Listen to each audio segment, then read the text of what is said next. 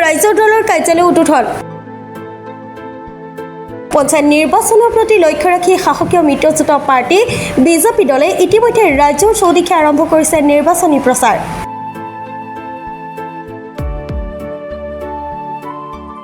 পিছ পৰি থকা নাই বিৰোধী পক্ষৰ দলসমূহো। ইয়াৰ সমান্তৰালকৈ আজি কেন্দুকোনাত মুকলি কৰা হয় ৰাইজৰ দলৰ কাৰ্যালয়। উক্ত অনুষ্ঠানত ৰাইজৰ দলৰ কেন্দ্ৰীয় উপসভাপতি হৰেশ্বৰ বৰ্মন, কেন্দ্ৰীয় সাধাৰণ সম্পাদক ৰাছেল হুছেইন, সম্পাদক গোপাল কাকতিৰ লগতে কেন্দুকোনা সাহাৰা গাঁও পঞ্চায়তৰ আঞ্চলিক সদস্য পদৰ প্ৰাৰ্থী ৰীমা বেগম লগতে দলীয় কাৰ্যকৰ্তাসকল উপস্থিত থাকে।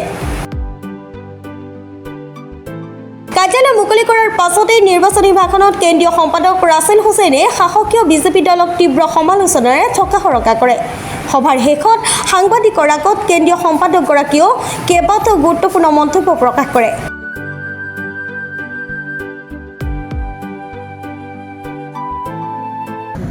যথেষ্ট ভাল। আপোনালোকে জানে যে পঞ্চায়ত নিৰ্বাচনটো এটা অসমৰ গ্ৰাম্য অৰ্থনীতিৰ লগত প্ৰত্যক্ষভাৱে জড়িত আৰু আমি আশাবাদী যে এই সময়ত বিজেপি দলটো আপোনালোকে জানেই যে অনবল বাহুবল সকলোৰে বলিয়ান।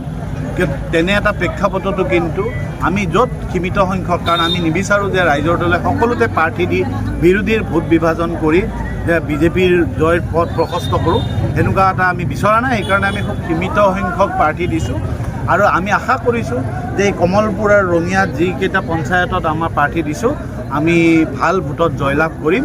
ৰাইজৰ সঁহাৰি আমি যথেষ্ট পাইছোঁ আৰু আগন্তুক দিনত জানেই যে এই পঞ্চায়ত নিৰ্বাচনৰ পিছত বিধানসভা নিৰ্বাচন আছে। বিধানসভা নিৰ্বাচনতো আমি আশাবাদী, কাৰণ যথেষ্ট ভাল ফলাফল কৰিম। কাৰণ কিয় এতিয়া অসমত আপোনালোকে জানে যে এটা মন্ত্ৰীমণ্ডল আছে যে কোনে মন্ত্ৰীক যদি সোধে, ৰাইজক সোধে, মন্ত্ৰীৰ নাম নাজানে।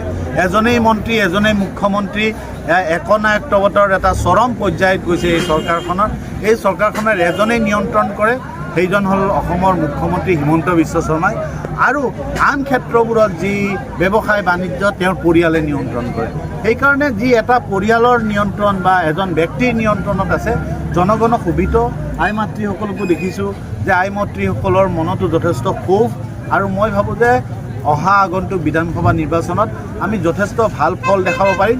কাৰণ যি ঋণৰ বোজা দিছে, যি কৰ কাতলৰ বোজা, আজি এই কেন্দুকোনা অঞ্চলৰ পৰা এইমছলৈকে যদি এটা চিকিৎসাৰ বাবে যাব লগা হয়, তেতিয়া 200 টকা টোল গেট দিব লগা হয়। এইটো য'ত 1250 টকা চৰকাৰখনে মাহত দিয়ে, তাকেও সকলোৱে নাপায়। তাৰমানে মাহত 1250 টকা মানে প্ৰতিদিনে প্ৰায় 40 টকা। কিন্তু আনপিনে যদি আপুনি চিকিৎসা আপোনাৰ পৰিয়ালৰ কাৰোবাক চিকিৎসা কৰাবলৈ এই এইমছলৈকে চাংচাৰিলৈকে যদি যায়, তেতিয়া 200 টকা টোল গেটত দিব লাগে। এয়াই হ'ল চৰকাৰখনৰ প্ৰকৃত চৰিত্ৰ।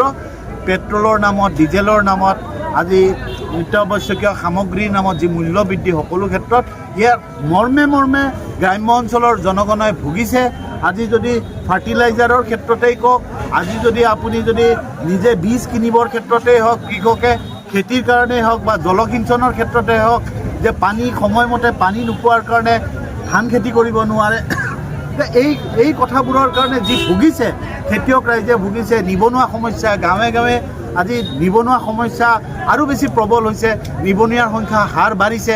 চৰকাৰখনে বাৰে বাৰে কয় যে ভাৰতবৰ্ষৰ প্ৰথম 5খন ৰাজ্যৰ কথা কয় যে অসমে স্থান পাব। আজি হিমন্ত বিশ্ব শৰ্মাৰ চৰকাৰৰ দিনত 4টা বছৰ পাৰ হৈ গ'ল, কিন্তু অসমে প্ৰসূতিৰ ক্ষেত্ৰত, মেল নিউট্ৰিশ্যনৰ ক্ষেত্ৰত, স্কুল ড্ৰপ আউটৰ ক্ষেত্ৰত, আইন শৃংখলাৰ ক্ষেত্ৰত, মহিলাৰ ওপৰত যি কেছ, এই ক্ষেত্ৰত ভাৰতৰ শেষৰ ফালৰ পৰা 5খন ৰাজ্যৰ ভিতৰত অসমে স্থান পাইছে। আৰু এইটো অতি দুখৰ কথা। আমাক এটা মৰিচিকা দেখুৱাই এটা আভুৱা কৰি এই চৰকাৰখনে সম্পূৰ্ণ মিথ্যাচাৰৰ আশ্ৰয় লয় আৰু ব্লেকমেইলিঙৰ ৰাজনীতি কৰি চৰকাৰখনে আৰু কিমান দিন চলাব। চৰকাৰে ইতিমধ্যে সিদ্ধান্ত লৈছে যে 2026 চনক এই চৰকাৰখনে বিদায় দিব আৰু এই ইতিমধ্যে বদৰুদ্দিন আজমল ডাঙৰীয়াক ৰাজনৈতিকভাৱে সন্ন্যাস দিয়া হ'ল। এতিয়া অসমত বদৰুদ্দিন আজমলৰ নাম কৈ কেনে ভয় খুৱাই হিমন্ত বিশ্ব শৰ্মাই ৰাজনীতি কৰিব নোৱাৰে। 2026 আপুনি নিশ্চিত যে এই হিমন্ত বিশ্ব শৰ্মা অসমৰ ৰাইজে এই ব্ৰহ্মপুত্ৰত দলিয়াই দিব আৰু হিমন্ত বিশ্ব শৰ্মাৰ ৰাজনীতি অসমৰ পৰা এই 26ৰ পিছত শেষ হ'ব। আপোনালোকৰ মূল ইছ্যু কি হ'ব এইবাৰ?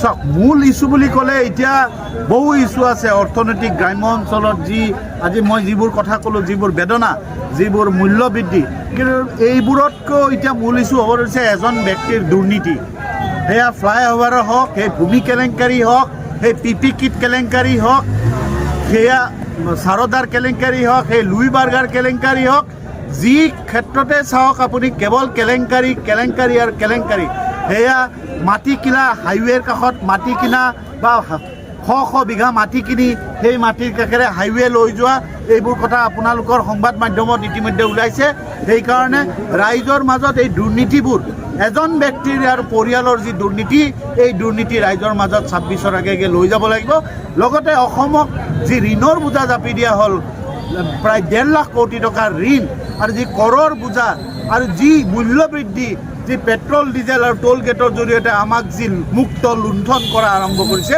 এইবোৰেই হ'ব আগন্তুক বিধানসভা নিৰ্বাচনত মূল ইস্যু ঠিক আছে চাংহাৰীৰ পৰা খৰ্গী সোমনাথৰ ৰিপৰ্ট প্ৰাতঃ ডিজিটেল।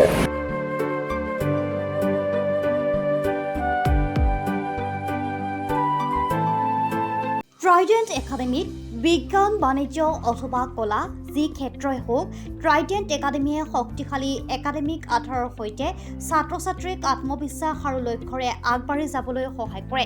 বিজ্ঞান শাখাৰ ছাত্ৰ ছাত্ৰীৰ বাবে আছে JEE আৰু NEETৰ বিশেষ ক্লাছ আৰু এক্সক্লুচিভ ষ্টাডি মেটেৰিয়েল। বাণিজ্য শাখাৰ ছাত্ৰ ছাত্ৰীসকলৰ বাবে উপলব্ধ CA ফাউণ্ডেশ্যনৰ বিশেষ কোচিং।